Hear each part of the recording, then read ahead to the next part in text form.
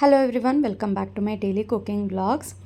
ಈ ಸಲ ಮತ್ತೆ ಹೊಸದಾಗಿ ಇಡ್ಲಿ ಪ್ರೀಮಿಕ್ಸ್ನ ರೆಡಿ ಮಾಡಿಸಿದ್ದೀನಿ. ಅರೌಂಡ್ 12 kg ಆಗುವಷ್ಟು. ಸೊ ಈ ಸಲ ಇಡ್ಲಿ ಚೆನ್ನಾಗಿ ಬರುತ್ತಾ ಅನ್ನೋದನ್ನು ಫಸ್ಟ್ ಪ್ಯಾಕೆಟ್ ನಾನೇ ಟೆಸ್ಟ್ ಮಾಡಿ ನೋಡ್ತಾ ಇದ್ದೀನಿ. ಇಲ್ಲಿ ಪ್ರತಿ ಸಲ ಮಾಡಿದಾಗ್ಲೂ ತುಂಬಾ ಚೆನ್ನಾಗಿ ಬರುತ್ತೆ. ಲಾಸ್ಟ್ ಟೈಮ್ ವಿಡಿಯೋದಲ್ಲಿ ತೋರಿಸಿದಾಗ ನಾನು ಸ್ವಲ್ಪ ಹಿಟ್ಟನ್ನು ತೆಳುವಾಗಿ ಕಲಿಸ್ಬಿಟ್ಟಿದ್ದೆ. ಸೊ ಇವಾಗ ನಿಧಾನಕ್ಕೆ ನೋಡಿಕೊಂಡು ನೀರನ್ನು ಹಾಕಿ ಕರೆಕ್ಟ್ ಹದದಲ್ಲಿ ಕಲಿಸಿದ್ದೀನಿ. ಸೂಪರಾಗಿ ಬಂದಿದೆ ಮಾತ್ರ. ಸೊ ಇದನ್ನು ಮಾಡೋದಕ್ಕೆ ನಾನು ಅಕ್ಕಿ ತರಿ, ಉದ್ದಿನಬೇಳೆ, ಸಬ್ಬಕ್ಕಿ ಮತ್ತು ಅವಲಕ್ಕಿ ಇವಿಷ್ಟನ್ನು ಯೂಸ್ ಮಾಡಿ ಪ್ರೀಮಿಕ್ಸ್ ಪೌಡರ್ನ ರೆಡಿ ಮಾಡಿಸಿದ್ದೀನಿ. ಸೊ ಇದು ಅರೌಂಡ್ ಒಂದು 6 months ಇಟ್ಟರೂ ಏನೂ ಹಾಳಾಗಲ್ಲ. ಸೊ ನಿಮಗೆ ರೆಫ್ರಿಜರೇಟ್ ಮಾಡ್ತೀನಿ ಅಂದರೆ ಆಲ್ಮೋಸ್ಟ್ 1 year ತನಕ ನೀವು ಸ್ಟೋರ್ ಮಾಡಿ ಇಟ್ಕೋಬೋದು. ವರ್ಕಿಂಗ್ ಲೇಡೀಸ್ಗೆಲ್ಲ ತುಂಬಾ ಹೆಲ್ಪ್ಫುಲ್ ಆಗುತ್ತೆ ಇದು.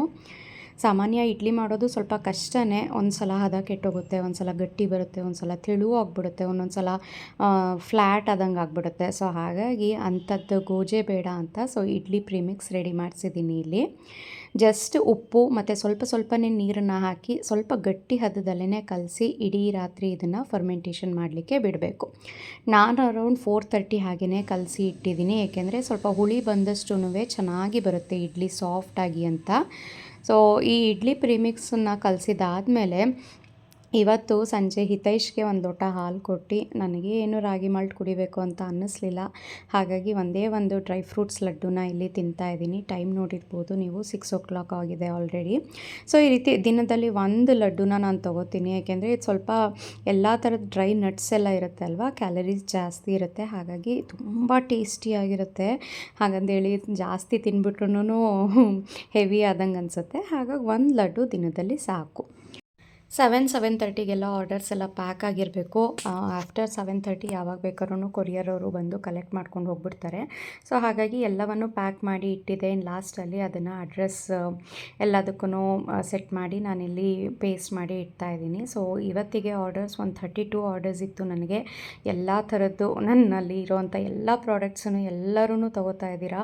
ಸೊ ನೋಡಿ ತುಂಬಾ ಖುಷಿ ಆಯಿತು. ಆ್ಯಂಡ್ ನೀವು ಯೂಸ್ ಮಾಡಿದ್ಮೇಲೆ ನಿಮ್ಮ ಮಕ್ಕಳು ಎಲ್ಲರೂ ಬೇರೆ ಬೇರೆ ಕಂಟ್ರೀಸಲ್ಲಿ ಇರ್ತಾರಲ್ಲ, ಪಾಪ ಅವ್ರಿಗೂ ಹೋಮ್ ಮೇಡ್ ಪ್ರಾಡಕ್ಟ್ಸ್ ಬೇಕು, ನಿಮ್ಮದು ತುಂಬಾ ಚೆನ್ನಾಗಿದೆ ಕ್ವಾಲಿಟಿ ಎಲ್ಲ ಅಂತ ಅಂದ್ಬಿಟ್ಟು ನನ್ನ ಹತ್ರ ಅರೌಂಡ್ 6 kg 7 kg ಆಗೋಷ್ಟು ಆರ್ಡರ್ಸ್ ಕೊಡ್ತಾ ಇದ್ದೀರಾ.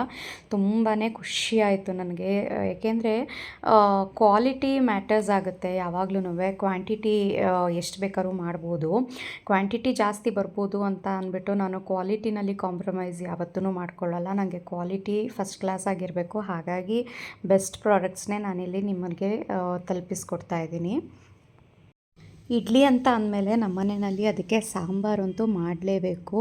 ಈಗ ಆಲ್ರೆಡಿ ಸ್ಕೂಲ್ ಸ್ಟಾರ್ಟ್ ಆಗಿಬಿಟ್ಟಿದೆ. ಚಟ್ನಿ ಗೊಜ್ಜು ಎಲ್ಲ ಮಾಡಿದ್ರೆ ಮಧ್ಯಾಹ್ನ ಕೊಟ್ಟಿದ್ದು ವಾಪಸ್ ಬಂದುಬಿಡುತ್ತೆ ಇಡ್ಲಿ ಹಾಗೇ.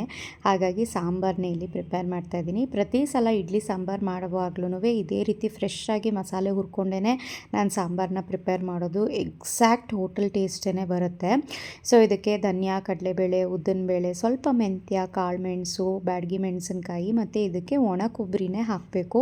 ಹಸಿ ಕಾಯಿ ತುರಿ ಹಾಕಬಾರ್ದು. ಸೊ ಒಣ ಕೊಬ್ಬರಿ ಸ್ವಲ್ಪ ಇವಿಷ್ಟನ್ನು ಹಾಕಿ ಇವಿಷ್ಟು ತಣ್ಣಗಾದ ನಂತರ ಇದನ್ನು ಫೈನಾಗಿ ಪೇಸ್ಟ್ ಮಾಡ್ಕೋಬೇಕು. ಬೇಕಂದರೆ ಬೆಳ್ಳುಳ್ಳಿ ಹಾಕೋಬೋದು. ನಾನಿಲ್ಲಿ ಇಂಗು ಮತ್ತು ಅರಿಶಿನ ರುಬ್ಬೋದಕ್ಕೆ ಸ್ವಲ್ಪ ಸೇರಿಸ್ಕೊಂಡಿದ್ದೀನಿ. ಸ್ವಲ್ಪನೇ ನೀರನ್ನು ಹಾಕೊತ ನೋಡಿ ಈ ರೀತಿ ಫೈನ್ ಪೇಸ್ಟು ನುಣ್ಣದಾಗಿ ಇರಬೇಕು.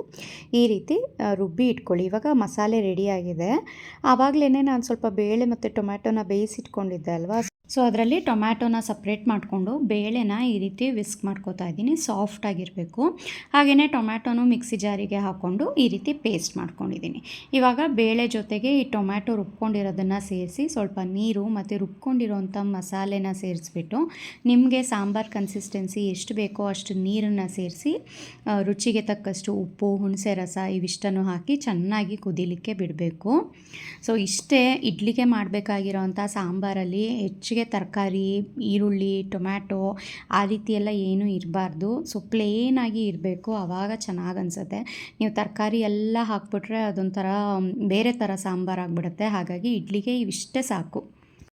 ಸ್ವಲ್ಪ ಒಂದು 2 ಸ್ಪೂನ್ ಆಗುವಷ್ಟು ಬೆಲ್ಲದ ಪುಡಿನೂ ಸಹ ಸೇರಿಸಿದ್ದೀನಿ. ಇವಾಗ ಇದು ಚೆನ್ನಾಗಿ ಕುದಿ ಬರಬೇಕು. ಇದು ಕುದಿ ಬರೋ ಅಷ್ಟರಲ್ಲಿ ಈ ಕಡೆ ಇಡ್ಲಿಗೂ ಸಹ ಪ್ರಿಪೇರ್ ಮಾಡ್ಕೊಬಿಡೋಣ. ಇಡ್ಲಿ ಹಿಟ್ಟು ರಾತ್ರಿ ಕಲಸಿಟ್ಟಿದ್ದು ಬೆಳಗ್ಗೆಗೆ ನೋಡಿ ಚೆನ್ನಾಗಿ ಫರ್ಮೆಂಟ್ ಆಗಿದೆ. ಈ ರೀತಿ ಸಾಫ್ಟಾಗಿ ಅದೊಂಥರ ಲೈಟ್ ವೆಯ್ಟ್ ಅಂತ ಅನಿಸುತ್ತೆ ನಾವು ಸೌಟ್ ಹಾಕಿ ತಿರುಗ್ತಾ ಇದ್ದಾಗ. ಸೊ ಅಷ್ಟೇ, ಇನ್ನೇನು ತುಂಬ ಚೆನ್ನಾಗಿ ಮೇಲ್ಗಡೆ ತನಕ ಉಬ್ಬಿ ಆ ಥರ ಬರುತ್ತೆ, ತೀರಾ ಹುಳಿ ಬಂದಾಗ ಬರುತ್ತೆ. ಸೊ ಇಲ್ಲಿ ನೀವು ನೋಡ್ತಾ ಇರ್ಬೋದು ನೋಡಿ, ಇಲ್ಲಿ ಸಣ್ಣ ಸಣ್ಣ ಏನು ಒಂಥರ ನೊರೆ ನೊರೆ ಥರ ಇದೆಯಲ್ಲ, ಅಷ್ಟು ಬಂದ್ರೂ ಚೆನ್ನಾಗಿ ಫರ್ಮೆಂಟ್ ಆಗಿದೆ ಅಂತ. ಇದಕ್ಕೆ ಯಾವುದೇ ರೀತಿ ಸೋಡಾ ನಾನು ಹಾಕಿಲ್ಲ, ನೀವು ಹಾಕುವಂಥ ಅವಶ್ಯಕತೆಯೂ ಬೇಡ. ಇಲ್ಲ ನಮ್ಮ ಕಡೆ ತುಂಬ ಚಳಿ ಇದೆ, ಸ್ವಲ್ಪನೂ ಸಹ ಬೆಚ್ಚಗಿರೋವಂಥ ಪ್ಲೇಸೇ ಇಲ್ಲ ಅಂತ ಅಂದಾಗ ರಾತ್ರಿಯೇ ನೀವು ಕಲಿಸ್ಬಿಟ್ಟು ಇಡೋ ಟೈಮ್ನಲ್ಲೇ ಒಂದು ಚಿಟಿಕೆ ಸೋಡಾ ಹಾಕಿ ಬೇಕಾದ್ರೆ ಕಲಿಸ್ಬೋದು.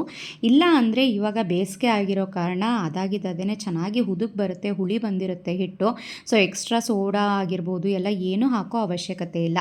ಇವಾಗ ಹಿಟ್ಟನ್ನು ಡೈರೆಕ್ಟಾಗಿ ಈ ರೀತಿ ಗ್ರೀಸ್ ಮಾಡಿರೋವಂಥ ಇಡ್ಲಿ ಪ್ಲೇಟ್ಸ್ಗೆ ಇಟ್ಬಿಟ್ಟು ಒಂದು 10ರಿಂದ 15 ನಿಮಿಷ ಸ್ಟೀಮ್ ಕುಕ್ ಮಾಡಿ ಬೇಯಿಸ್ಕೊಂಡ್ರೆ ಆಯಿತು. ಸಾಫ್ಟಾಗಿ ತರಿ ತರಿ ಆಗಿರೋವಂಥ ಇಡ್ಲಿ ರೆಡಿ ಆಗುತ್ತೆ. ತುಂಬಾ ಚೆನ್ನಾಗಾಗುತ್ತೆ, ಫಟಾಫಟ್ ಅಂತ ಆಗಿಬಿಡುತ್ತೆ.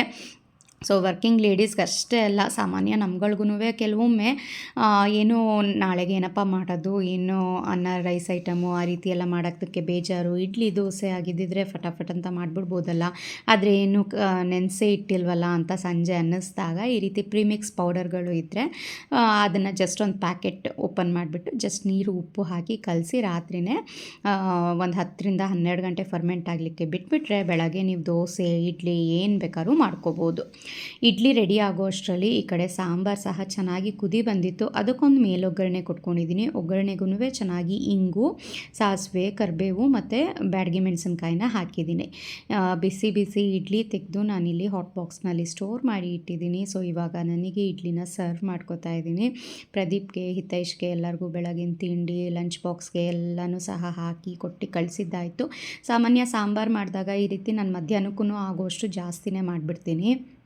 ಇದು ಅನ್ನಕ್ಕೂ ತುಂಬಾ ಚೆನ್ನಾಗಿರುತ್ತೆ. ಪ್ಲೇನ್ ಅಂತ ಅನಿಸಿದ್ರೆ ನಿಮಗೆ ಸೈಡಲ್ಲಿ ಒಂದು ತರಕಾರಿ ಪಲ್ಯ ಏನಾದರೂ ಇಟ್ಕೊಂಡು ತಿಂದರೆ ಸಖತ್ತಾಗಿರುತ್ತೆ ಟೇಸ್ಟು. ಸೊ ಇಡ್ಲಿ ನೋಡಿದ್ರಿ ಅಲ್ವಾ ಎಷ್ಟು ಸುಲಭವಾಗಿ ಮಾಡ್ಕೋಬೋದು. ನಿಮಗೂ ಸಹ ಇಡ್ಲಿ ಪ್ರೀಮಿಕ್ಸ್ ಪೌಡರ್ ಬೇಕು ಅಂತ ಅಂದರೆ ಸ್ಕ್ರೀನ್ ಮೇಲೆ ಕಾಣಿಸೋವಂಥ ನಂಬರ್ಗೆ ವಾಟ್ಸಪ್ ಮಾಡಿ ಪರ್ಚೇಸ್ ಮಾಡ್ಬೋದು.